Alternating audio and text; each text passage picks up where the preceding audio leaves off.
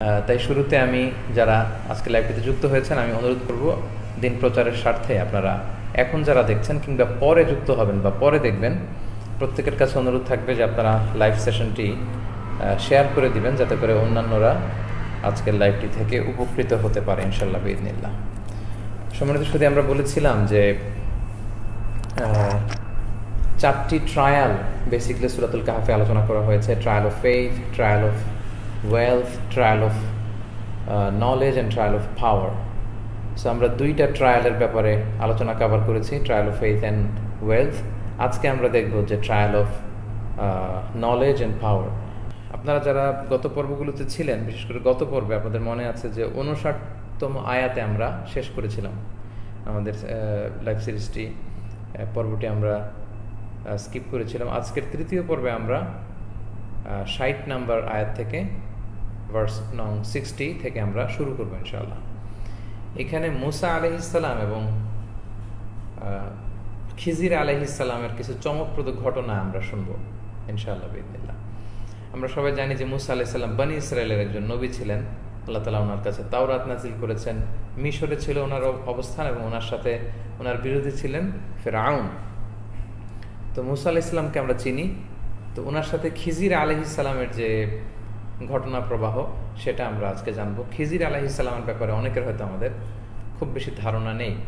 খিজির আলাইহিসসালামের নাম হয়তো আমরা অনেকে শুনেছি। আরবিতে ওনার নামটা হচ্ছে আল খদির।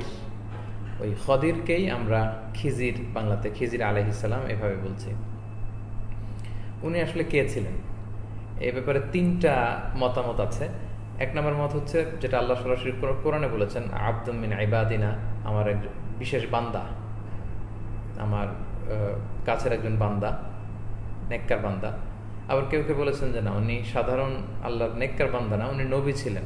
কারণ মুসা আলাইহিস সালামের সাথে ঘটনার এক পর্যায়ে তিনি বলেছিলেন যে ওমা ফাআলতুহু মিন আমরি, আমি এগুলো কোনোটাই আমার নিজ ইচ্ছায় করিনি, বরং আল্লাহর আদেশে করেছি। তো আল্লাহর আদেশ যার কাছে সরাসরি আসে সে তো সাধারণ নেককার বান্দা হলে চলবে না, এটা নবী হইতে হবে। তো তিনি ছিলেন নবী।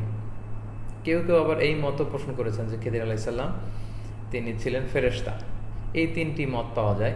তবে তিনি আল্লাহর একজন প্রিয়ভাজন নেককার বান্দা কিংবা তিনি নবী ছিলেন, এই দুটি মতই বেশি শক্তিশালী। এবং রাসূলুল্লাহ সাল্লাল্লাহু আলাইহি ওয়াসাল্লাম বলেছেন যে ওনার নাম খদির হয়েছে এই কারণে, খদির শব্দের অর্থ কিন্তু গ্রিন বা সবুজ। তো খিজির আলাইহিস সালাম যদি কোনো মরুভূমির পাশ দিয়ে যেতেন বা কোনো এমন কোনো এলাকার পাশ দিয়ে যেতেন যেখানে কোনো গাছপালা নেই, অনুর্বর মাটি, উনি ওই পাশ দিয়ে হেঁটে গেলে ওই জায়গাটা উর্বর হয়ে যেত, সেখানকার গাছপালা সবুজ শ্যামল হয়ে যেত, ফল ফসলে ভরে যেত। এই জন্য ওনার নাম খদির, অর্থাৎ সবুজ। উনি যেখান দিয়ে যেতেন সেই জায়গাটা সবুজ হয়ে যেত। সুবহানাল্লাহ ওয়া বিহামদিহি। মুসা আলাইহিস সালাম এবং খিজির আলাইহিস সালামের মধ্যে কি ঘটনা ঘটেছিল, যেখানে আমরা দ্য ট্রায়াল অফ নলেজ, জ্ঞান দিয়ে যে আল্লাহ মানুষকে পরীক্ষা করেন নলেজের মাধ্যমে, এই নলেজও কিন্তু অনেক সময় মানুষকে অহংকারী বানিয়ে দেয়। এই ব্যাপারটা আমরা দেখব ইনশাআল্লাহ। ঘটনাটা শুরু হয়েছিল এভাবে। মুসা আলাইহিস সালাম একবার বনি ইসরায়েলের একটা সভায় তিনি আলোচনা করছিলেন বা ভাষণ দিচ্ছিলেন। তো হঠাৎ করে বনি ইসরায়েলের একজন মুসা আলাইহিস সালামকে প্রশ্ন করে বসলো যে, হে মুসা, মান আ'লামুন নাসি ফিল আরদ, এই পৃথিবীতে বর্তমানে সবচাইতে বেশি জ্ঞানী কে? কে সবচেয়ে নলেজেবল পৃথিবীতে বর্তমানে? মুসা আলাইহিস সালাম উত্তর দিলেন, আনা, মানে আমি সবচেয়ে জ্ঞানী। কথাটা তিনি ভুল বলেননি, কারণ প্রত্যেক যুগে আল্লাহ ওই যুগের জন্য নবীকে সবচেয়ে বেশি জ্ঞান দিয়ে পাঠান বা ওহির জ্ঞান দিয়ে পাঠান। তো তার চাইতে তো বেশি জ্ঞানী হওয়ার কেউ কথা না। তো এই জন্য মুসা আলাইহিস সালাম সরাসরি বললেন, আমি সবচেয়ে বেশি জ্ঞানী। কিন্তু এই উত্তরটা আল্লাহ তাআলার পছন্দ হলো না।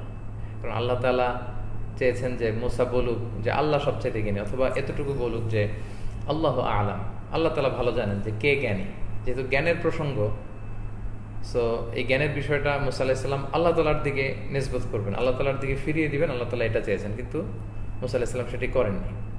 তো যেহেতু মুসা আলাইহিস সালাম আল্লাহ তাআলার সাথে সরাসরি কথা বলতে পারতেন, তখন আল্লাহ মুসা আলাইহিস সালামকে বললেন যে না মুসা, তুমি ভুল বলেছো, তুমি সবচেয়ে বড় জ্ঞানী না, তোমার চাইতে একজন বড় জ্ঞানী বান্দা আমার আছে, যার নাম হচ্ছে খদির।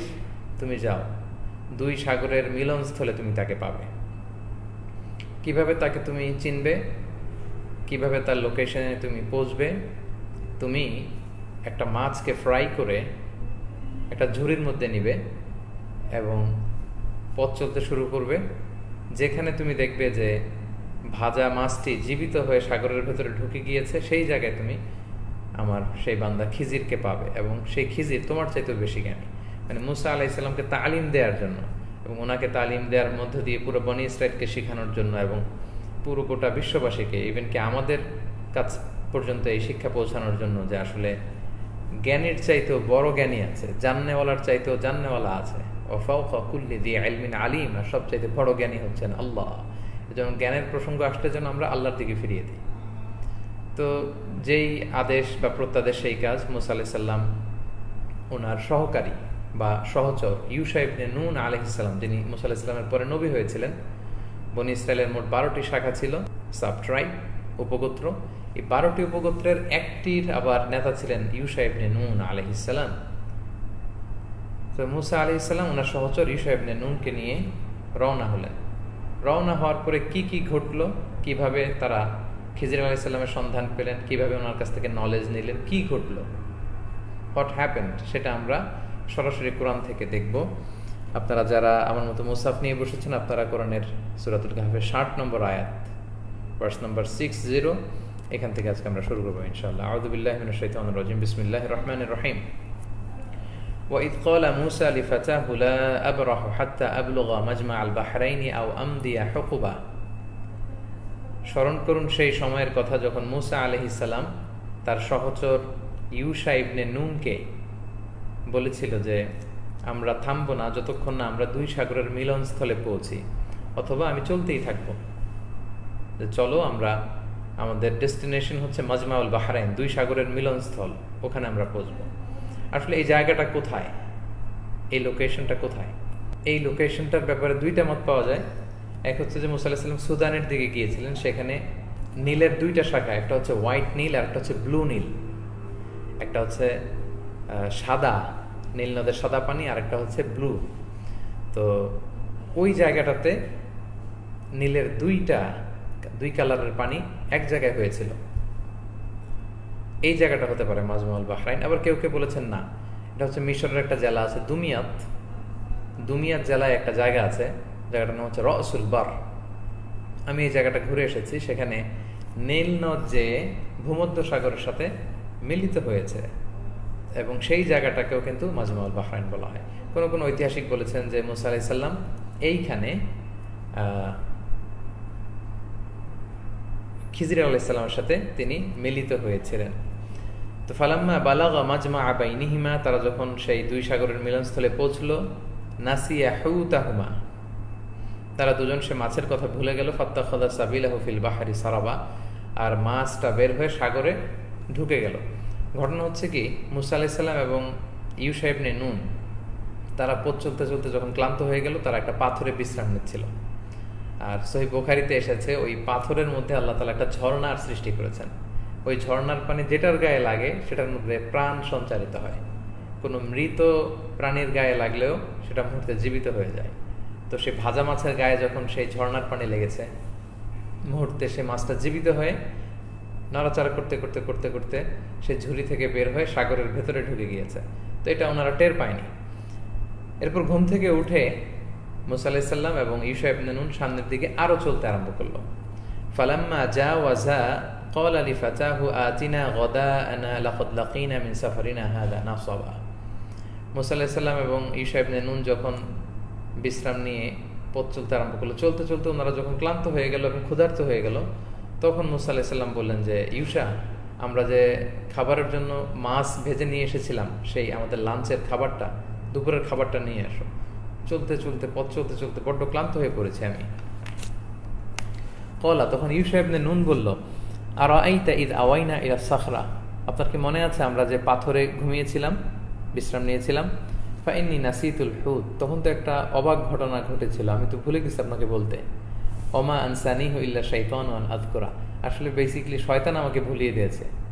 অর্থাৎ মাছ যখন ওই ঝর্ণার পানিতে লেগে, মাছের গায়ে যখন ঝর্ণার পানি লাগলো, তখন মাছটা জীবিত হয়ে যখন সাগরে ঢুকে গেল, এই দৃশ্যটা কিন্তু ইউশা ইবনে নুন তিনি দেখেছিলেন, কিন্তু তিনি ভুলে গেলেন। তিনি মুসা আলাইহিস সালামকে তখন বলতে ভুলে গিয়েছিলেন। তখন শয়তান ওনাকে ভুলিয়ে দিয়েছিল। ফলে পরে যখন মুসা আলাইহিস সালাম জিজ্ঞেস করলেন তখন তিনি বললেন, এরকম অবাক করা ঘটনা তো ঘটেছে, আমি তো আপনাকে জানাতে ভুলে গিয়েছি, শয়তান আমাকে ভুলিয়ে দিয়েছে। ওয়াত্তাখাযা সাবিলাহু ফিল বাহরি আজাবা, এবং আমি তখন দেখেছিলাম খুব আজীব আশ্চর্যজনকভাবে মাছটা সাগরে ঢুকে গিয়েছিল। এই ঘটনা যখন মুসা আলাইহিস সালাম শুনলেন তিনি বললেন, ক্বালা যালিকা মা কুন্না নাবগি, আরে তুমি আমাকে বলনি কেন? আরে ওইটাই তো আমি খুঁজতেছিলাম, কারণ আল্লাহ তো আমাকে তাই বলেছে যে ঝুড়ির ভেতরে মাছ নিয়ে যেতে, এবং সেই মাছ যেই জায়গায় জীবিত হয়ে সাগরে ঢুকে যাবে সেখানেই নাকি আমি খিজিরের সন্ধান পাবো। চলো চলো আমরা পেছনে ফিরে যাই।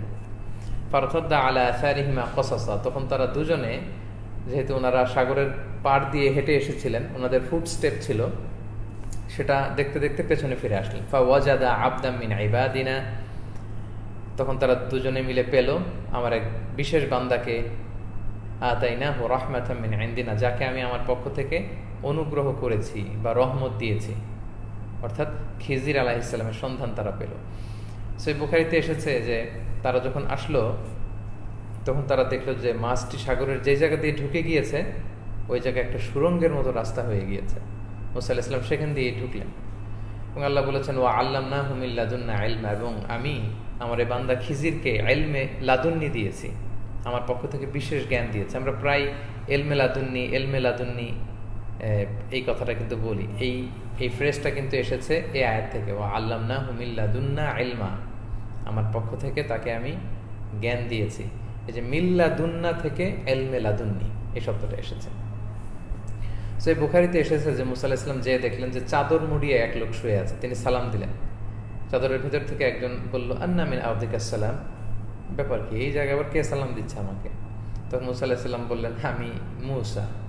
ভেতর থেকে প্রশ্ন করা হলো, মুসা বনি ইসরাইল, তুমি কি বনি ইসরাইলের মুসা? মুসা আলাইহিস সালাম বললেন, হ্যাঁ, বনি ইসরাইলের মুসা। তারপরে কি হলো সেটা আমরা কোরআন থেকে শুনি। ক্বালা লাহু মুসা, মুসা আলাইহিস সালাম তখন খিজির আলাইহিস সালামকে বললেন যে, হাল আত্তাবিউকা আলা আন তুআল্লিমানি মিম্মা উল্লিমতা রুশদা, আপনি কি আমাকে কিছু জ্ঞান শিক্ষা দিবেন, যে জ্ঞান আল্লাহ তাআলা বিশেষভাবে আপনাকে শিখিয়েছেন, যে জ্ঞানের সন্ধান আপনি পেয়েছেন সেখান থেকে আমাকে কিছু নলেজ কি দেবেন আপনি? আমি আপনার কাছ থেকে কিছু জ্ঞান চাই, আমাকে কিছু জ্ঞান কি বিতরণ করবেন? কারণ আল্লাহ তাআলা বলেছেন যে আপনি নাকি আমার চাইতেও জ্ঞানী। তখন খিজির আলাইহিস সালাম বললেন, ক্বালা ইন্নাকা লান তাসতাতিআ মাইয়া সাবরা, তিনি বললেন, মুসা, যে আপনার তো ধৈর্য হবে না, আপনি ধৈর্য ধারণ করতে পারবেন না, মানে আমার সাথে থেকে নলেজ নেয়ার জন্য, জ্ঞান নেয়ার জন্য প্রচণ্ড ধৈর্যের দরকার, এত ধৈর্য আপনার নেই।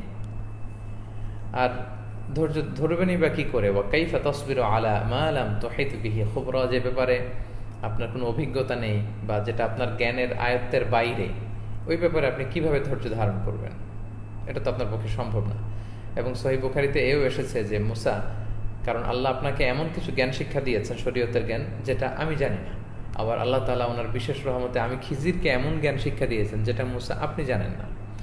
সো আমার সাথে থেকে জ্ঞান অর্জন করা, it will be quite tough, এটা কঠিন হবে আপনার জন্য, আপনি ধৈর্য ধারণ করতে পারবেন না। মুসা আলাইহিস সালাম বললেন, ক্বালা সাতাজিদুনি ইনশাআল্লাহু সাবিরা, ইনশাআল্লাহ আপনি আমাকে ধৈর্যশীল পাবেন। মুসা আলাইহিস সালাম প্রত্যাশা ব্যক্ত করলেন যে হোপফুলি আমি, মানে আই উইল বি প্যাশনেট, আমি ধৈর্যশীল হব, ওয়ালা আ'সি লাকা আমরা, আর আমি আপনার কোনো আদেশের অবাধ্য হব না, যেমনটি বলবেন আমি আপনার সাথে তেমনটি থাকব।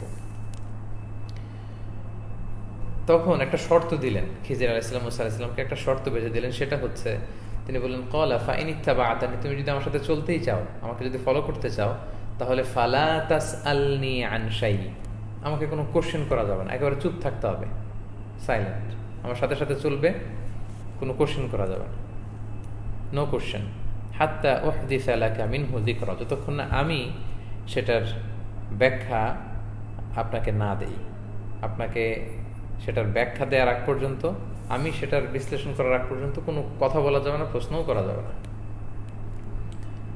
মুসা আলাইহিস সালাম এই শর্তে রাজি হলেন যে যত শর্তই হোক, আল্লাহ যেহেতু বলেছে আপনার কাছে অঢেল জ্ঞানের ভান্ডার, আমি সেখান থেকে জ্ঞান নিতে চাই। শর্ত যখন মেনে নেওয়া হলো, ওনারা এবার সফরে চললেন, একটা সফরে। ফানতালাকা, দুজনেই চললেন, মুসা আলাইহিস সালাম, খিজির আলাইহিস সালাম উভয়ে চললেন। হাত্তা ইযা রাকিবা ফিস সাফিনাতি খারাকাহা, দুজনে ওনারা একটা নৌকায় চড়লেন, সাগরের এই পার থেকে ওই পারে যাবে। এবং হাদিসে এসছে যে খিজির আলাইহিসসালামকে তারা চিনতে পারলো, নৌকার মাঝিরা, ফলে তাদের কাছ থেকে কোনো টাকা নিল না, নৌকার যে ভাড়া এই ভাড়াটা তারা নিল না। কিন্তু খিজির আলাইহিসসালাম যখন নৌকা থেকে নামবেন তখন খরাফা, নৌকাটাকে তিনি ছিদ্র করে দিলেন। আর আমরা জানি নৌকায় ছিদ্র হলে কি হয়, নৌকাতে পানি ঢুকে নৌকা ডুবে যায়। তিনি নৌকায় ছিদ্র করে দিলেন, তারা ভাড়া নিল না, কিন্তু খিজির আলাইহিসসালাম নৌকা ছিদ্র করে দিলেন। তখন মুসা আলাইহিসসালাম এটা দেখে আর সহ্য করতে পারলেন না, তিনি বললেন ক্বালা আখরাফতা লিতুগরিকা আহলাহা, আপনি কি ওদেরকে ডুবানোর জন্য নৌকাটা ছিদ্র করে দিলেন? লাকাদ জি'তা শাইআন ইমরা, এটা তো খুব খারাপ কাজ করলেন হে খিজির। শর্ত ছিল যে কথা বলবে না, শুরুতে এই শর্ত ভঙ্গ, আপনি তো ভুল করে ফেললেন। ক্বালা, খিজির আলাইহিস সালাম বললেন আলাম আকুল ইন্নাকা লান তাসতাতিআ মাইয়া সাবরা, তখন খিজির আলাইহিস সালাম বললেন যে আমি কি আপনাকে বলিনি যে আপনি ধৈর্য ধারণ করতে পারবেন না? অত ধৈর্য আপনার নেই, আমি তো আপনাকে আগেই বলেছি, এই তো আপনি প্রশ্ন করে বসেছেন। তখন মুসা আলাইহিস সালাম বললেন ক্বালা লা তুআখিযনি বিমা নাসিত, তিনি বললেন যে আসলে আমি দুঃখিত, আমি ভুলে গেছি, আমি যে কোনো প্রশ্ন করতে পারবো না, এটা আমি ভুলে গেছি, আপনি আমার ভুলের কারণে আমাকে পাকড়াও করবেন না। ওয়ালা তুরহিকনি মিন আমরি উসরা, আর আমার ব্যাপারে আর কোনো কাঠিন্যতা আরোপ করবেন না, আর এই ভুল হবে না। খিজির আলাইহিস সালাম মেনে নিলেন, আবার চলতে আরম্ভ করলেন। ফানতালাকা, দুজনে চলতে আরম্ভ করলেন। হাত্তা ইযা লাকিয়া গুলামান ফাকাতালা, এবার হঠাৎ তারা দুজনে দেখলেন একটা ফুটফুটে বালক, সুন্দর একটা ছেলেকে দেখতে পেলেন। খিজির আলাইহিস সালাম যেই ওই ছেলেটাকে হত্যা করলেন। মুসা আলাইহিস সালাম তো অত্যন্ত রাগী নবী ছিলেন, উনি দেখলেন যে একটা ফুটফুটে বাচ্চাকে কোনো দোষ ছাড়া, অপরাধ ছাড়া এভাবে হত্যা করা হলো। উনি বললেন ক্বালা আকাতালতা নাফসান যাকিয়াতান বিগাইরি নাফস, আপনি অন্যায়ভাবে একটা পবিত্র আত্মাকে হত্যা করলেন কোনো অন্যায় ছাড়া। লাকাদ জি'তা শাইআন নুকরা, আপনি তো খুব বাজে একটা কাজ করলেন, এটা তো হয় নাই, খুব বাজে কাজ হয়েছে। ক্বালা, খিজির আলাইহিস সালাম বললেন আলাম আকুল লাকা ইন্নাকা লান তাসতাতিআ মাইয়া সাবরা, খিজির আলাইহিস সালাম বললেন আমি কি বলি নাই যে তুমি আমার সাথে চলতে পারবে না? তুমি তো একের পর এক কোশ্চেন করেই যাচ্ছ, আমার তো শর্ত ছিল যে কোনো প্রশ্ন করা যাবে না মুসা, তুমি আবার প্রশ্ন করে বসলে। ক্বালা, মুসা আলাইহিস সালাম এবার বললেন ইন সাআলতুকা আন শাইইন বা'দাহা, তিনি বললেন আমি অত্যন্ত লজ্জিত, দুঃখিত, আর প্রশ্ন করব না, this is the last chance, আর একটা চান্স আপনি আমাকে দেন, এরপরে যদি আমি প্রশ্ন করি ফালা তুসাহিবনি, তাহলে আপনার সাথে আমাকে আর নিয়েন না, আমাকে আর নিয়ে যেয়েন না, ওইখানেই আমাদের মধ্যে সব শেষ হয়ে যাবে, আর আমি কোনো প্রশ্ন করতে পারবো না। সো আমাকে আরেকবার চান্স দেন, কারণ কদ বালাগতা মিন লাদুন্নি উযরা, আপনি আমার পক্ষ থেকে এক্সকিউজ পেয়ে গেছেন, তখন আপনি এক্সকিউজ দিতে পারবেন, একটা লাস্ট চান্স আপনি আমাকে দিয়ে দেখেন। এখন খিজির আলাইহিস সালাম আর কি করবেন? দুইবার শর্ত ভঙ্গ করলো, এরপর রাজি হলেন যে ঠিক আছে লাস্ট চান্স, চলো। এবার চলতে চলতে হাত্তা ইযা আতায়া আহলা ক্বরিয়াতিন ইসতাতআমা আহলাহা ফাআবাউ আন ইউযায়্যিফুহুমা, চলতে চলতে তারা এক জনবসতির সামনে যে উপস্থিত হলেন, এবং তারা দুজন খুব ক্ষুধার্ত ছিলেন, তারা খাবার চাইলেন ওই বসতির কাছে, তারা আবার খাবার দিতে অস্বীকার জানালো, বললো যে না আমরা খাবার দিতে পারবো না। এখন খাবার দিচ্ছে না, কি আর করবে, দুজন ফিরে আসলেন। ফিরতি পথে ফাওয়াজাদা ফিহা জিদারান, ওই বসতির মধ্যে একটা দেয়াল তিনি দেখতে পেলেন, তারা ইউরিদু আইয়ান কদ্দা, দেয়ালটা পতনোন্মুখ, মানে ভেঙে পড়ে যাবে, যে কোনো মুহূর্তে ভেঙে পড়তে পারে।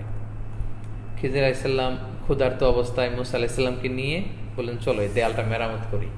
মুসা আলাইহিস সালাম বলে পেটে এত ক্ষুধা, এদের কাছে একটু খাবার চাইলাম, মেহমানদারি করার কথা বললাম, মেহমানদারিও করলো না, খাবারও দিল না, আর এদের একটা দেয়াল, এদের এলাকার কোন বাড়ি না কোন বাড়ি, তাদের কাউকে আমরা চিনি না, তাদের দেয়াল ভেঙে পড়ে যাচ্ছে, আর রাজমিস্ত্রির মতো আমরা দুজনে ঠিক করব, কিন্তু কিছু করা যাবে না।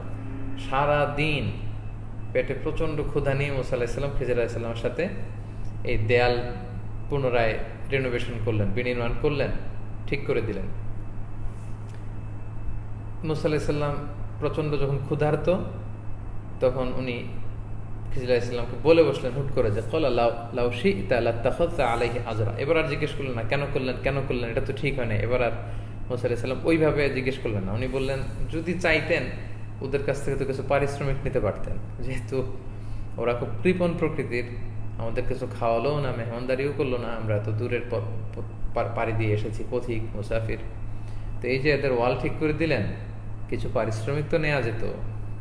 এই কথা যখন মুসা আলাইহিস সালাম বলে ফেললেন, ক্বালা হাযা ফিরাকু বাইনি ওয়া বাইনিক, মুসা এই হচ্ছে তোমার আর আমার মধ্যে, all connection will be cut off, এখানে আমাদের সফর এখানেই শেষ, তোমার আর আমার মধ্যে ফেরাক, এখানে বিচ্ছিন্নতা তৈরি হবে, আর তোমাকে নিয়ে সামনে আগানো যাবে না, তুমি একের পর এক প্রশ্ন করেই যাচ্ছ।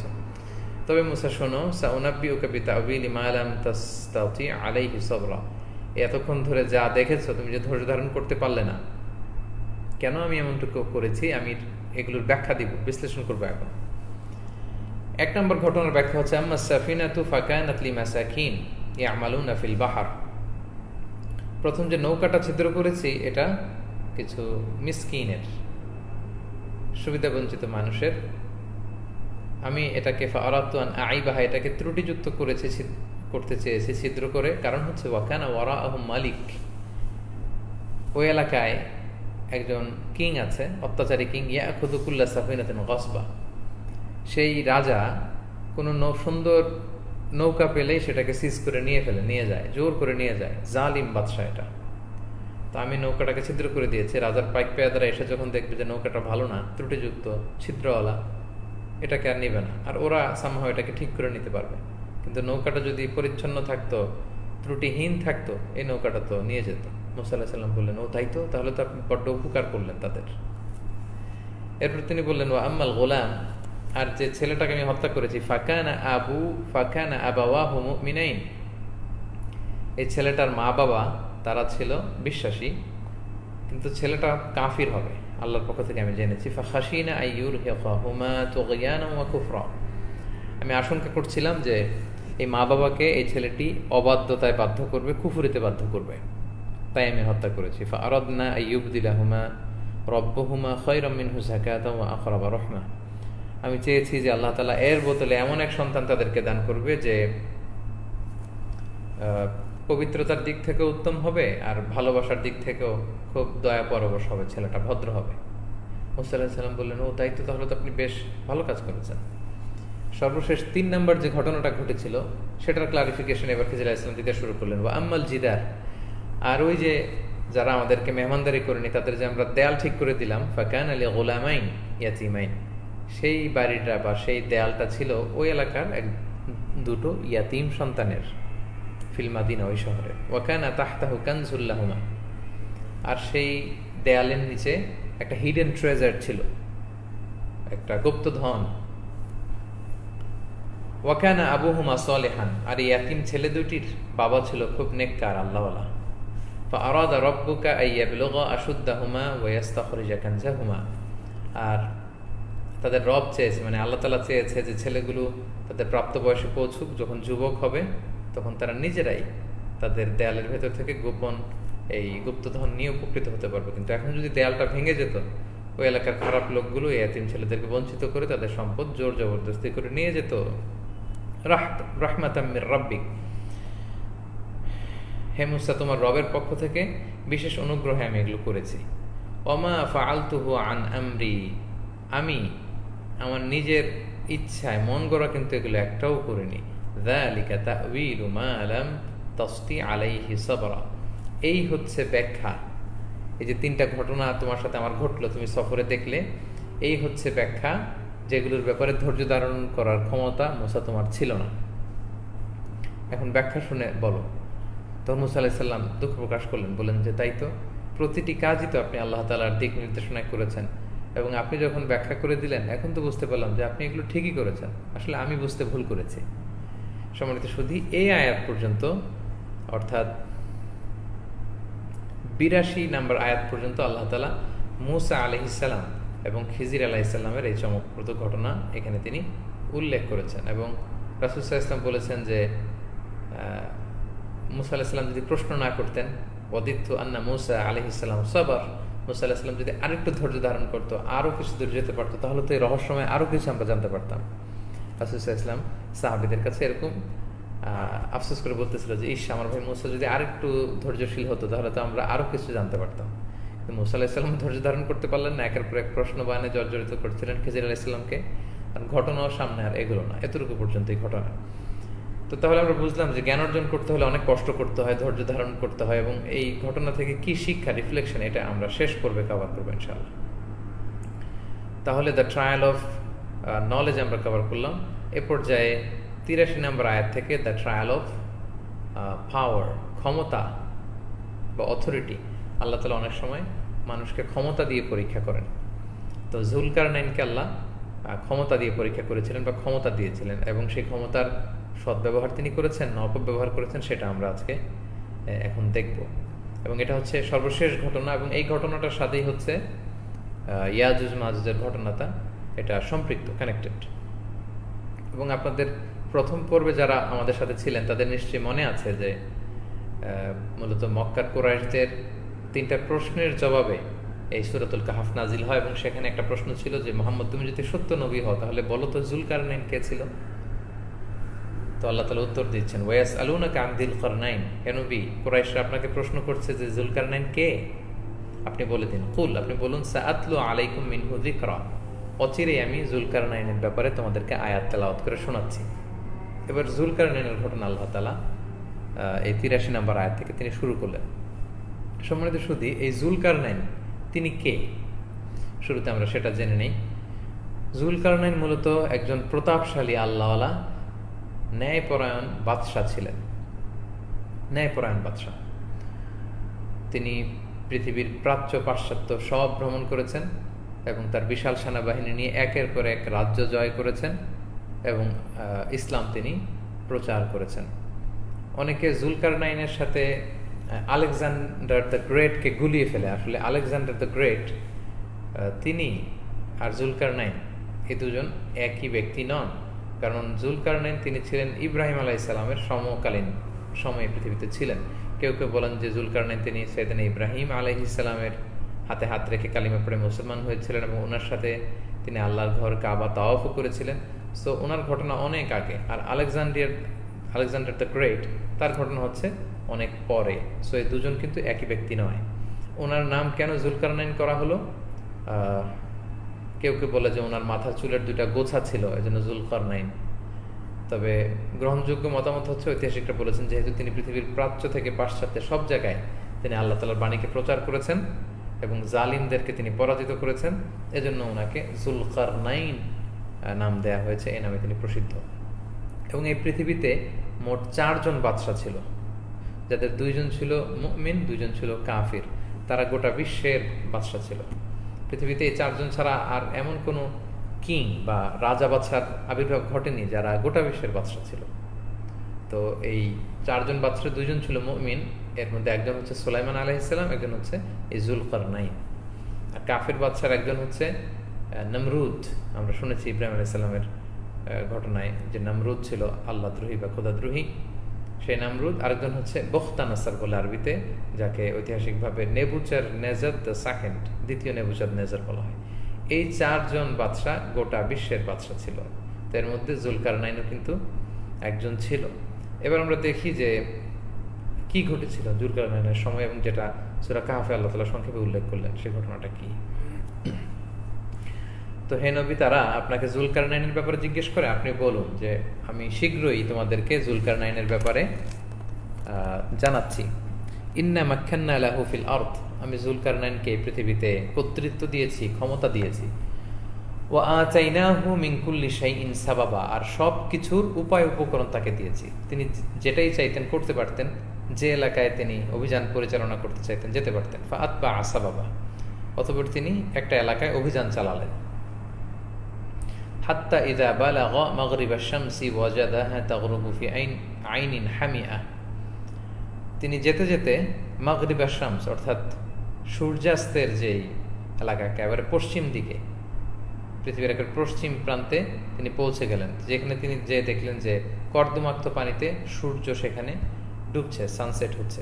আসলে তিনি কোনো একটা সাগরের পাড়ে দাঁড়িয়েছিলেন, এবং সাগরের পাড়ে যখন আমরা দাঁড়াই বিকেলবেলা সূর্যাস্তের সময়, তখন মনে হয় যে সূর্যটা সাগরের ভেতরেই ডুবছে। তো সেই সাগরের পানি হয়তো খুব নীল ছিল না, ঘোলাটে ছিল, এবং সেটাই এখানে বলা হয়েছে যে কর্দমাক্ত একটা পানিতে, সাগরে এই সূর্য ডুবতে তিনি দেখলেন। ওয়াজাদা ইনদাহা কওমা, আর সেখানে তিনি একটি জাতিগোষ্ঠীর সন্ধান পেলেন। তারা, এই জাতিগোষ্ঠীটা জালেম ছিল, মুশরিক ছিল, অবাধ্য ছিল। কুলনা ইয়া যাল কারনাইনি ইম্মা আন তুআযিবা ওয়া ইম্মা আন তাত্তাখিযা ফীহিম হুসনা, আল্লাহ বললেন, আমি তখন যুলকারনাইনের অন্তরে এলহাম দিলাম যে হে যুলকারনাইন, তুমি চাইলে এই জালিম গোষ্ঠীকে শাস্তিও দিতে পারো, আবার চাইলে তাদের সাথে ভালো আচরণও করতে পারো। قال أما من ظلم فسوف نعذبه ثم يرد إلى ربه فيعذبه عذابا نكرا। তিনি বললেন, এদের মধ্যে থেকে, এই জাতিগোষ্ঠীর মধ্যে থেকে যারা জালেম, এদেরকে আমি শাস্তি দিব, এরপর এদেরকে এদের রবের কাছে ফিরিয়ে দেওয়া হবে এবং মৃত্যুর পরে আল্লাহ তাআলা এদেরকে কঠিন শাস্তির মুখোমুখি করবেন। আর ওয়া আম্মা মান আমানা ওয়া আমিলা সালিহান ফালাহু জাযাআনিল হুসনা, আর যারা ঈমান এনেছে এবং সৎকর্ম করেছে তার জন্য থাকবে উত্তম প্রতিদান। ওয়া সানাকুলু লাহু মিন আমরিনা ইউসরা, এবং তাদের সাথে আমি ভালো আচরণ করব, কোমল আচরণ করব, সহজ করে দেব সবকিছু। তাহলে তিনি অভিযান পরিচালনা করে পৃথিবীর পশ্চিম প্রান্তে যে কি ঘটেছে এটা আমরা জানলাম। সুম্মা আতবা আসাবাবা, এরপর তিনি আরেকটা অভিযান পরিচালনা করলেন পৃথিবীর পূর্ব দিকে, যেখানে সূর্য উদয় হয়, সূর্য উদয়ের দেশে। হাত্তা ইদা বালাগা মাতলিআ আশ-শামস, তখন তিনি পৌঁছে গেলেন যেখান থেকে সূর্য উদিত হয়, ওই এলাকায়। ওয়াজাদাহা তাতলু আলা কওমিন লাম নাজআল লাহুম মিন দুনিহা সিতরা, এবং তিনি সেখানে যেয়ে দেখলেন যে সেখানে সূর্য এমন একটা এলাকায় উদিত হচ্ছে যে এলাকার অধিবাসীদের আর সূর্যের মাঝে কোনো পার্থক্য নেই। মানে ওই এলাকায় হয়তো কোনো গাছপালা নেই, ফলে সূর্যের কিরণ তাদের গায়ে পড়ছে, অথবা ওই এলাকার লোকজন উলঙ্গ ছিল, ফলে সূর্য কিরণ সরাসরি তাদের গায়ের মধ্যে পড়ছিল। তাহলে প্রাচ্য জয়, পাশ্চাত্য জয়, দিক বিদিক তিনি অভিযান পরিচালনা করেছেন এবং বিশ্ব বিজয় করেছেন, এটা আল্লাহ সংক্ষেপে বললেন।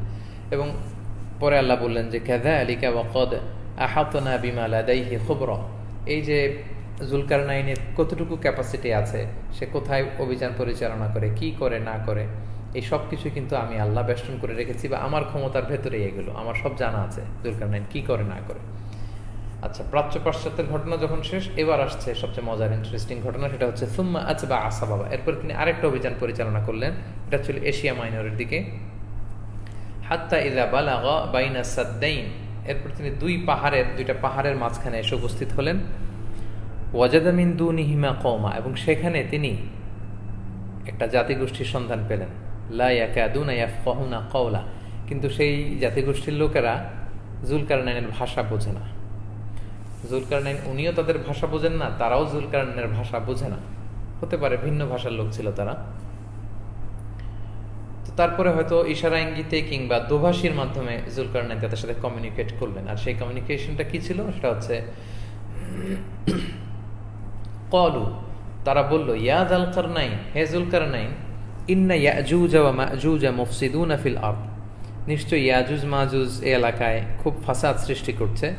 ফাহাল নাজআল লাকা খারজান আলা আন তাজআলা বাইনানা ওয়া বাইনাহুম সাদ্দা, তাদের অত্যাচারে তো আমরা টিকতে পারতেছি না, সো আমরা কি এই এলাকার লোকেরা, আপনি যেহেতু আল্লাহওয়ালা কর্তৃত্বপরায়ণ বাদশাহ, আপনি যখন এসেছেন আমাদের এখানে, সো আমরা কি সবাই মিলে কিছু ট্যাক্স বা কিছু চাঁদা তুলে আপনাকে দিব, যে সেটার মাধ্যমে আপনি এই দুই পাহাড়ের মাঝখানে বিশাল একটা প্রাচীর, একটা ড্যাম তৈরি করে দিবেন, যাতে করে ইয়াজুজ মাজুজ আর আমাদের উপর অত্যাচার করতে না পারে। তারা যে এই প্রস্তাবনা নিয়ে জুলকারনাইনের কাছে হাজির, ওই এলাকার লোকেরা। এলাকাটা কোথায় ছিল? এলাকাটা হচ্ছে ককেশাস মাউন্টেন রেঞ্জ, যেটা হচ্ছে মানচিত্রে আপনারা কি বলে, কাস্পিয়ান সাগর এবং ব্ল্যাক সি, কৃষ্ণ সাগর। একদিকে হচ্ছে, বাম দিকে হচ্ছে কৃষ্ণ সাগর, ডানে হচ্ছে কাস্পিয়ান সাগর। এই দুই সাগরের মাঝখানে যে এরিয়াগুলো আছে, দেশগুলো আছে, ভূখণ্ডগুলো আছে, এটাকে ককেশাস এরিয়া বলে। তো ককেশাস মাউন্টেন রেঞ্জ, যেখানে জর্জিয়া, তিবলিসি, এই যে এরিয়াগুলো, এখানে বেসিকলি জুলকারনাইন এসে পৌঁছেছিলেন, এবং এখানেই ওই জাতিগোষ্ঠীর সাথে ওনার কমিউনিকেশন হয়, এবং তারা প্রস্তাব দেয় যে ইয়াজুজ মাজুজের অত্যাচারে আমরা অতিষ্ঠ, আপনি বাঁচান আমাদেরকে, একটা ড্যাম, একটা প্রাচীর এখানে নির্মাণ করে দেন, যাতে করে ওরা আর আমাদের কাছে পৌঁছতে না পারে। So now the question is, এই ইয়াজুজ মাজুজ কারা? এই কিন্তু ইয়াজুজ মাজুজ এখানে আসলো। তো ইয়াজুজ মাজুজের কথা আপনারা প্রায় শুনে থাকবেন, ইংরেজিতে তাদেরকে গগ ম্যাগগ বলে। তারা মূলত নূহ আলাইহিস সালামের 4 সন্তান ছিল, হাম, সাম, ইয়াফাস, কানাআন। তো এই নূহ আলাইহিস সালামের 4 সন্তান থেকে কিন্তু গোটা বিশ্বে পুরো মানব সভ্যতার উৎপত্তি, বিকাশ, এই যে ক্রমবিকাশ চলছে। তো এই 4 ছেলের মধ্যে ইয়াফিস নামে একজন ছেলে ছিল, তার বংশধর। তারা হচ্ছে, তাদেরকে ইয়াজুজ মাজুজ বলা হয়, এবং তারা ছিল মুশরিক, তারা ছিল কিছুটা অত্যাচারী, একটু বন্য টাইপের, হিংস্র টাইপের, জঙ্গলি টাইপের, নাক চাপা, চোখ ছোট, চেহারাগুলো চ্যাপটা চ্যাপটা, এবং তারা ছিল মুশরিক। এবং রাসূল সাল্লাল্লাহু আলাইহি ওয়াসাল্লাম কোন এক হাদিসে বলছিলেন যে 1000 জনে একজন যাবে জান্নাতে, 999 জন জাহান্নামে। এটা শুনে সাহাবারা খুব মর্মাহত হলো। তারা বলল, ইয়া রাসূলুল্লাহ, তাহলে আমাদের কি অবস্থা হবে? আল্লাহ রাসূল সাল্লাল্লাহু আলাইহি ওয়াসাল্লাম তাদেরকে সান্ত্বনা দিয়ে বললেন যে, হে আমার প্রাণের সাহাবারা, তোমাদের জন্য চিন্তা নেই। 1000 জনের মধ্যে 999 জন যারা জাহান্নামে যাবে সেগুলো হচ্ছে ইয়াজুজ মাজুজের মধ্যে থেকে, আর একজন যারা জান্নাতে, এগুলো তোমাদের মধ্যে থেকে। সুবহানাল্লাহ বিহামদি। তো এই ইয়াজুজ মাজুজ তাদেরকে আটকানোর জন্য জুলকারনাইন সেখানে একটা ড্যাম তৈরি করে দিলেন, প্রাচীর। এই প্রাচীর তৈরির প্রক্রিয়াটা কেমন ছিল এটা আমরা কোরআন থেকে সরাসরি শুনবো। তো এই প্রাচীর কিন্তু ইয়াজুজ মাজুজ এই প্রাচীরের অপর পাশে আটকে আছে, তারা টপকে আসতে পারছে না, ড্রিল করেও বেরোতে পারছে না, তাদেরকে আল্লাহ তাআলা আটকিয়ে রেখেছেন। তবে কিয়ামতের আগ দিয়ে কিন্তু এই ইয়াজুজ মাজুজের দল, তারা কিন্তু সবাই বেরোবে, বেরিয়ে তাণ্ডব তৈরি করবে। এবং সহিহ মুসলিমে নওয়াস ইবনে সামআন রাদিয়াল্লাহু তাআলা আনহুর একটা বিশাল বড় হাদিস আছে। আমি হাদিসের শেষ অংশের সামান্য কিছু কথা আপনাদের সাথে শেয়ার করি, যেখানে বলা হয়েছে যে, এবং মনে রাখতে হবে যে ইয়াজুজ মাজুজ কিন্তু কিয়ামতের যে বড় আলামত, মেজর সাইন্স অফ কিয়ামা, কিয়ামতের বড় 10টা আলামতের একটা ইয়াজুজ মাজুজের আগমন এই পৃথিবীর মধ্যে বা তাদের প্রকাশ। এটা কিন্তু কিয়ামত সংঘটিত হওয়ার 10টি যে বড় আলামত আছে তার মধ্যে একটা। এবং সে সহিহ মুসলিমের হাদিসে আছে যে আল্লাহ নবী ঈসা আলাইহিস সালাম যখন দাজ্জালকে হত্যা করার জন্য আসবেন, বাবুল লুদ্দে তিনি দাজ্জালকে হত্যা করবেন। দাজ্জালকে হত্যা করার পরে আল্লাহ তাআলা জানিয়ে দিবেন যে আমার এমন কিছু বান্দা এখন তোমাদের সামনে আসবে, বেরোবে, তাদেরকে ঠেকানোর ক্ষমতা কারো নাই। এবং তখনই ওই মুহূর্তে ঈসা আলাইহিস সালাম যখন পৃথিবীতে আসবেন, তখন ইয়াজুজ মাজুজ জুলকারনাইনের তৈরি করা সে বিশাল প্রাচীর ভেঙে চুরমার করে এই বিশাল দল তারা বেরিয়ে আসবে। লক্ষ লক্ষ কোটি কোটি হবে তাদের সংখ্যা। তারা বেরিয়ে এসে সামনে যা পাবে ত্রাস সৃষ্টি করবে, অত্যাচার করবে, সাগরের পানি পেলে খেয়ে ফেলবে। এবং সে হাদিসে আছে যে তবারিয়া একটা সাগর আছে, দ্য সি অফ গ্যালিলি বলে এটাকে। সো এই তবারিয়া সাগরের সামনে এসে ওরা এক চুমুকে পুরো তবারিয়া সাগরের পানিকে শেষ করে দিবে, দিয়ে সামনে এগোতে থাকবে। পেছনে আরেক দল যখন আসবে, তারা আর তবারিয়া সাগরে কোনো পানিই পাবে না। তো তাদের অত্যাচার অতিষ্ঠ হয়ে ঈসা আলাইহিস সালাম মুমিন বান্দাদেরকে নিয়ে তুর পাহাড়ে তারা আশ্রয় নেবেন এবং আল্লাহর কাছে দোয়া করবেন যে, আল্লাহ এই ইয়াজুজ মাজুজ থেকে আপনি আমাদের বাঁচান। তখন আল্লাহ তাআলা ইয়াজুজ মাজুজের মধ্যে এমন একটা মহামারী দিবে, ওই মহামারীর কবলে পড়ে ইয়াজুজ মাজুজের সব মরে লাশ হয়ে পড়ে থাকবে। মুমিনরা নেমে আসবে তুর পাহাড় থেকে, এসে তাদের লাশের পচা গন্ধে তারা চলতে পারেন। আবার ঈসা আলাইহিস সালামকে নিয়ে আল্লাহর কাছে দোয়া করবেন। আল্লাহ তাআলার কাছে যখন ঈসা আলাইহিস সালাম আবার ফরিয়াদ করবেন, আল্লাহ তাআলা আবার বিশাল বড় বড় পাখি পাঠাবেন, ওটের ঘাড়ের মতো লম্বা ঘাড় বিশিষ্ট পাখিগুলো এসে ইয়াজুজ মাজুজের লাশগুলো নিয়ে এমন জায়গায় ফেলে দিবেন যেটা আল্লাহ তাআলা তাদেরকে ডিরেকশন দিবেন সে অনুযায়ী। এরপর আল্লাহ তাআলা বৃষ্টি দিবেন। এই বৃষ্টির পানি থেকে, এই বৃষ্টি থেকে পৃথিবীর 1 বিঘত জায়গাও বাকি থাকবে না। গোটা বিশ্বব্যাপী এক মুষলধারে বৃষ্টি হবে। বৃষ্টির পরে পৃথিবী মাটি ঝকঝকে তকতকে হয়ে উঠবে, পৃথিবীর মাটি বড় উর্বর হয়ে উঠবে। এবং আল্লাহ জামিনকে বলবেন যে, হে পৃথিবী জমিন, তুমি তোমার ভেতরের উর্বরতা, বরকত সব তুমি উগরে ফেলো, তুমি দিতে থাকো, দান করতে থাকো। ফলে তখন ফসল ফলালেই ফসলে এত বরকত হবে, একটা ডালিম 8-10 জন খেয়ে শেষ করতে পারবে না। ওই ডালিমের ছাল এত বড় হবে, এত পুরু হবে, ওটা দিয়ে যাত্রী ছাউনি তৈরি করা যাবে। একটা ছাগলের দুধ 8-10 জন খেয়ে শেষ করতে পারবে না, বরকত আর বরকত। এরপর আল্লাহ তাআলা মুমিনদের একটা শান্ত সমীরণ তিনি প্রবাহিত করবেন, একটা ঠান্ডা বাতাস আসবে। ওই বাতাসে মুমিনদের বগলে এক ধরনের রোগ হয়ে সব বিশ্বাসীরা তখন মারা যাবে।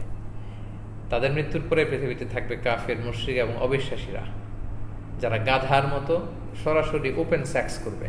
এবং এই সমস্ত অবিশ্বাসী কাফির মুশরিকদের উপরই, অবিশ্বাসীদের উপরই কিয়ামত প্রতিষ্ঠিত হবে। সম্মানিত সুধী, তাহলে নওয়াস ইবনে সামআন রাদিয়াল্লাহু তাআলা আনহু লম্বা চূড়া হাদিসের শেষাংশ একটু করে শেয়ার করলাম, যেটা থেকে আমরা বুঝলাম যে জুলকারনাইন যে প্রাচীর করে ইয়াজুজ মাজুজকে এখানে আবদ্ধ করলো, এই প্রাচীর কিন্তু কিয়ামতের আগ দিয়ে ভেঙে ফেলা হবে এবং ইয়াজুজ মাজুজ ভেঙে সেখান থেকে বের হবে। কিভাবে সেই প্রাচীর নির্মাণ করা হয়েছিল এখন আমরা দেখি। তারা যখন প্রস্তাব দিল যে হে জুলকারনাইন, আমরা চাঁদা তুলে দিচ্ছি, টাকা দিচ্ছি, এই সম্পদ দিয়ে আপনি প্রাচীর নির্মাণ করে দেন যাতে ইয়াজুজ মাজুজ আর আমাদের উপর কোনো ধরনের অত্যাচার করতে না পারে। And what was the response of Zulkarnain? এই প্রপোজাল পেয়ে তিনি কি রেসপন্স দিলেন? ক্বালা, তিনি বললেন, মা মাক্কান্নি ফিহি রব্বি খায়রুন, আল্লাহ আমাকে যেই সম্পদ দিয়েছে বা সামর্থ্য দিয়েছে এটাই যথেষ্ট, এটাই উত্তম। ফাআইনুনি বিকুওয়া, তোমরা আমাকে শ্রম দিয়ে সাহায্য করো। আজআল বাইনাকুম ওয়া বাইনাহুম রাদমা, তোমাদের মাঝে আর জুলকারনাইনের মাঝে আমি বিশাল একটি প্রাচীর নির্মাণ করে দেব। আতুনি জুবার আল হাদিদ, লোকেশনটা ছিল আমি বলেছি যে ককেশাস যে মাউন্টেন রেঞ্জ, সেখানে বিশাল বিশাল পাহাড়, মাঝখানের যে ফাঁকা জায়গা গিরিপথ দিয়ে তারা আসতো। তিনি বললেন তোমরা লোহার পাত আনো। লোহার পাত এনে এই গিরিপথে ঢালা হলো বা গেড়ে দেয়া হলো। হাত্তা ইদা সাওয়া বাইনা সোলাফাইন, এই দুই পাশ যখন লোহার পাত দিয়ে একেবারে পাহাড় পর্যন্ত লোহার পাত দিয়ে সমান করা হলো। কলাং ফুখু হাত্তা ইদা জাআলাহু নারান, তখন তিনি বললেন যে এখানে আগুন জ্বালিয়ে তোমরা ফাপরে দম দিতে থাকো, বাতাস দিতে থাকো। সেটা যখন আরো প্রজ্বলিত হয়ে উঠলো এই লোহার শিকগুলো, কলা, তখন তিনি বললেন আতুনি উফরিকা আলাইহি কিতরা, এবার তোমরা গলিত তামা এনে দাও। দেয়া হলো। তিনি তখন এই লোহার বিশাল বিশাল যে শিকগুলো আছে, পাতগুলো আছে, এগুলোর মাঝখানে তিনি গলিত তামা দিয়ে দিলেন। ফলে লোহার পাত এবং গলিত তামায় এমন মজবুত প্রাচীর এই এলাকাটি তৈরি হলো। ফলে ইয়াজুজ মাজুজ আর এই এলাকার বসতির এখানে বসবাসরত লোকদের মাঝখানে একটা বড় ব্যারিয়ার তৈরি হয়ে গেল। ফলে ইয়াজুজ মাজুজ আর আসতে পারলো না এবং তাদের উপর অত্যাচারও আর করতে পারলো না। সেটাই বলছেন, ফামাস্তাউ আইয়াযহারু, তারা এটা টপকেও আসতে পারলো না। ওয়ামাস্তাতাউ লাহু নাকবা, আর এত বিশাল প্রাচীরকে ড্রিল করে বা ছিদ্র করে যে তারা আসবে সেটারও আর সুযোগ হলো না। ক্বালা হাযা রাহমাতুম মির রাব্বি, তিনি বললেন এটা আমার আল্লাহর পক্ষ থেকে বিশেষ অনুগ্রহ। ফাইদা জাআ ওয়া'দু রাব্বি জাআলাহু দাক্কা, আর আমার রবের প্রতিশ্রুত সময় যখন আসবে, এটা যখন ভেঙে ফেলার সময় আসবে, তখন কিন্তু ঠিকই আল্লাহ তাআলা এটাকে ভেঙে চুরমার করে দেবেন। অর্থাৎ ওই যে ইয়াজুজ মাজুজ কিয়ামতের আগ দিয়ে এটাকে ভেঙে বেরিয়ে আসবে। ওয়া কানা ওয়া'দু রাব্বি হাক্কা, আর আমার রবের প্রতিশ্রুতি কিন্তু সত্য। ওয়া তারাকনা বা'দাহুম ইয়াউমাইযিন ইয়ামুজু ফি বা'দ, আর সেটা ভেঙে ফেলার পরে ইয়াজুজ মাজুজ যে আসবে সেটা হচ্ছে সাগরের ঢেউয়ের মতো আসবে। অন্য আয়াতে সূরাতুল আম্বিয়াতে আল্লাহ বলছেন, হাত্তা ইযা ফুতিহা ইয়াজুজ ওয়া মাজুজ ওয়া হুম মিন কুল্লি হাদাবিন ইয়ানসিলুন, প্রত্যেক উঁচু জায়গা থেকে, টিলা থেকে, পাহাড় থেকে ঢলে ঢলে পানির মতো, সাগরের ঢেউয়ের মতো নামতেই থাকবে ইয়াজুজ মাজুজ, তারা আসতেই থাকবে।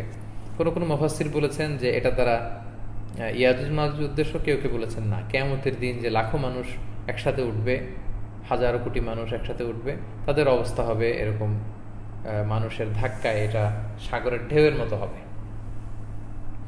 আল্লাহ বললেন সেই কিয়ামতটা তখন কেমন হবে? ওয়ানুফিখা ফিস-সূর, সিংগায় ফুৎকার দেয়া হবে। ফাজামা'নাহুম জামআ, আর আমি সবাইকে তখন একত্রিত করব। ওয়া আরাদনা জাহান্নামা ইয়াউমাইযিন লিল কাফিরিনা আরদা, আর যারা কাফির হবে তাদের জন্য আমি জাহান্নামকে উপস্থিত করব। কেমন কাফির তারা? আল্লাযীনা কানাত আ'ইউনুহুম ফি গিতা, যাদের চোখে পর্দা নামানো ছিল, আন যিকরি, আমার উপদেশ, আমার নিদর্শন, আমার আয়াত, এগুলো থেকে তাদের চোখে পর্দা আটা ছিল। তারা সত্য গ্রহণ করত না, তারা সত্যকে শুনত না। ওয়া কানু লা ইস্তাতিউনা সামআ, তারা কোনো ভালো কথা, সত্যের আহ্বান, কল্যাণের আহ্বান তারা শুনতে পেত না। সম্মানিত সুধী, 101 আয়াত পর্যন্ত আমরা পৌঁছেছি, যেখানে এসে জুলকারনাইন এবং ইয়াজুজ মাজুজের কথা আল্লাহ তাআলা শেষ করেছেন। আমাদের আর মাত্র 10টি আয়াত আছে। আমরা হোপফুলি আমাদের শেষ পর্বে, রিফ্লেকশন ফ্রম সূরা আল কাহাফের যে সর্বশেষ পর্বটি আমরা করব, সেখানে আমরা সর্বশেষ সূরা কাহাফের সর্বশেষ 10টি আয়াত কভার করব এবং পুরা সূরা থেকে আমরা কি শিখলাম, আমাদের জন্য কি লাইফ লেসন আছে, আমাদের জন্য কি কি রিফ্লেকশনস আছে, এই রিফ্লেকশনগুলো কিন্তু আমরা সর্বশেষ পর্বে কভার করব। এবং যারা দেরি করে যুক্ত হয়েছেন তাদের জ্ঞাতার্থে বলছি যে আমরা শুরুতেই জানিয়েছি, যেহেতু শারীরিক অসুস্থতাজনিত কারণে আমরা একটি পর্ব করতে পারিনি, ফলে আমাদের 4টি পর্বের 3টি হলেও একটি পর্ব কিন্তু রয়ে গিয়েছে। হিসেব অনুযায়ী আজকেই আমাদের শেষ পর্বটি হওয়ার কথা ছিল, কিন্তু একটি পর্ব যেহেতু আমরা মিস করেছি, করতে পারিনি, ফলে সর্বশেষ পর্বটি আমরা 1 মে, 1 মে রবিবার রাত 10টায় ঠিক এই সময়ে আমরা করব। হোপফুলি সেটা হবে 28 তারিখ দিবাগত রাত, রমাদানের 28 রমজান দিবাগত রাত খুব সম্ভব। জি, তো আমরা 1 মেতে আমাদের সর্বশেষ পর্বটি করতে চাই। এবং ইতিমধ্যে আমরা সূরাতুল কাহফে আমরা বলেছি 4টা বিষয় নিয়ে আল্লাহ তাআলা আমাদেরকে পরীক্ষা করেন, এবং দাজ্জাল এসে এগুলো দিয়ে আমাদেরকে পরীক্ষা করবে। The trial of faith, the trial of wealth, the trial of, আজকে কভার করেছি নলেজ, এবং ফাইনালি আমরা কভার করেছি দ্য ট্রায়াল অফ পাওয়ার। এগুলো থেকে আমরা, এই পরীক্ষাগুলো থেকে আমরা কিভাবে উত্তীর্ণ হতে পারি, এগুলোর সলিউশন কি, চলতে পথে আমাদের জীবনে আমরা এগুলো থেকে কিভাবে বেঁচে থাকবো, আমাদের রেসপন্স কেমন হবে, সেগুলো আমরা সর্বশেষ পর্বে আলোচনা করব। এবং এই 4টা সূরাতুল কাহফে উল্লেখিত 4টি চমৎকার ঘটনা থেকে আমাদের জীবনের শিক্ষা কি কি লাইফ লেসন রয়েছে সেগুলো বলবো। এবং ওভারঅল আমরা এই সূরা থেকে প্রাপ্ত রিফ্লেকশনসগুলো আমরা সর্বশেষ পর্বে আপনাদের সাথে শেয়ার করব। আপনারা দেরি করে যারা যুক্ত হয়েছেন, আবারও আপনাদের কাছে রিকোয়েস্ট করবো আপনারা লাইভটি শেয়ার করে দিন, যাতে করে অন্যান্যরা আজকের এই লাইভ সিরিজটি শুনে উপকৃত হতে পারে। সম্মানিত, শুধু এখানেই আমরা শেষ করছি। রিফ্লেকশনস ফ্রম সূরা আল কাহফের সর্বশেষ পর্ব, 4র্থ পর্ব দেখার আমন্ত্রণ জানিয়ে আজকের লাইভের এখানে ইতি টানতে হচ্ছে। হাদা মা ইনদি ওয়া ইলমু ইনদাল্লাহ আলাইহি তাওয়াক্কালতু ওয়া ইলাইহি উনীব। সুবহানাকাল্লাহুম্মা ওয়া বিহামদিকা আশহাদু আল্লা ইলাহা ইল্লা আনতা আস্তাগফিরুকা ওয়া আতুবু ইলাইক। ওয়াসসালামু আলাইকুম ওয়া রাহমাতুল্লাহি তাআলা ওয়া বারাকাতুহু।